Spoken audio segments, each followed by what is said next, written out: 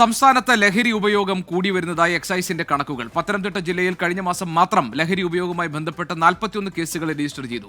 പ്രതികളിൽ ഏറെയും 30 വയസ്സിന് താഴെയുള്ള യുവാക്കളാണ്. പത്തനംതിട്ടയിൽ നിന്ന് AV ജയശങ്കർ വിവരങ്ങളുമായി ഒപ്പമുണ്ട്.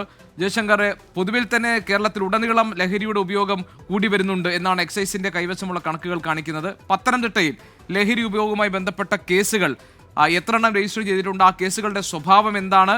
പ്രതികളാക്കപ്പെട്ടവർ, ഇരകളാക്കപ്പെട്ടവരൊക്കെ ചെറുപ്പക്കാരാണോ?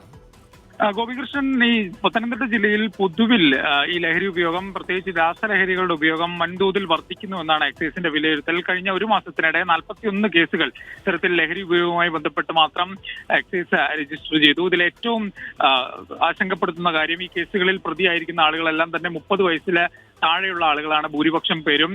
അതായത് വലിയ രീതിയിൽ ജീവിതം ആഘോഷിക്കേണ്ട ഒരു പ്രായത്തിലുള്ള ആളുകളാണ് ഇത്തരത്തിൽ ലഹരിയിൽ അടിമപ്പെട്ട് നടക്കുന്നതെന്നാണ് എക്സൈസ് പറയുന്നത്. എന്തായാലും ഒപ്പം തന്നെ ഈ സ്കൂളുകൾ കേന്ദ്രീകരിച്ചും കോളേജുകൾ കേന്ദ്രീകരിച്ചും വലിയ തോതിലുള്ള ലഹരി ഉപയോഗം നടക്കുന്നു. പത്തനംതിട്ടയിൽ തന്നെ കഴിഞ്ഞിടണ്ടായ സ്കൂൾ കുട്ടികൾ തമ്മിലുണ്ടായ ഒരു സംഘർഷവുമായി ബന്ധപ്പെട്ട് എക്സൈസും മറ്റും നടത്തിയ പരിശോധനയിൽ കുട്ടികൾ മദ്യപിച്ചു എന്നുൾപ്പെടെയുള്ള വിവരങ്ങൾ എക്സൈസിന്റെ പക്കലുണ്ട്. പക്ഷെ പ്രായപൂർത്തിയാവാത്ത കുട്ടികളാണ്. അപ്പോൾ കോളേജുകളിലും സ്കൂളുകളിലൊക്കെ കുറച്ചുകൂടി ബോധവൽക്കരണം നടത്താനാണ് എക്സൈസ് ആലോചിക്കുന്നത്. ഒപ്പം തന്നെ സംസ്ഥാന വ്യാപകമായിട്ടുള്ള ഒരു കണക്കും എക്സൈസ് ശേഖരിക്കുന്നതായാണ് വിവരം. ഈ സമാനമായ രീതിയിൽ ഈ കേസുകളുടെ എണ്ണവും കേസിൽപ്പെട്ട ആളുകളുടെ പ്രായപരിധി ഒക്കെയാണ് എക്സൈസ് അവലോകനം നടത്തുന്നത്. ആ ഒരു വിവരം കൂടി ലഭിക്കുമ്പോൾ സംസ്ഥാന വ്യാപകമായി ഇത്തരത്തിൽ ഈ ചെറുപ്രായത്തിൽ യുവാക്കളില്ല ഈ ലഹരി ഉപയോഗവുമായി ബന്ധപ്പെട്ട കണക്കിന്റെ കുറച്ചുകൂടി വ്യക്തത വരുമെന്നാണ് അധികൃതർ പറയുന്നത്. എന്തായാലും ഇതുമായി ബന്ധപ്പെട്ട് സംസ്ഥാന വ്യാപക ക്യാമ്പയിൻ കുറച്ചുകൂടി ശക്തിപ്പെടുത്താനാണ് എക്സൈസിന്റെ തീരുമാനം. അപ്പോൾ പോലും ഈ വകുപ്പിനുള്ളിൽ ആൾക്ഷാമം വലിയ തോതിൽ അവർ നേരിടുന്നുണ്ട്. ആ പരിമിതികൾക്കുള്ളിൽ നിന്നുകൊണ്ടാണ് അവർ ഇത്തരത്തിൽ ക്യാമ്പയിനുകളും മറ്റു പരിപാടികളും നടത്താൻ